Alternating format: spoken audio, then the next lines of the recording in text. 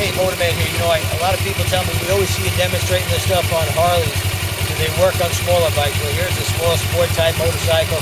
Techniques are the same. Head knives, friction zone, little pressure on the rear brake. I'm just going to run through the intersection, do a couple of circles to show you.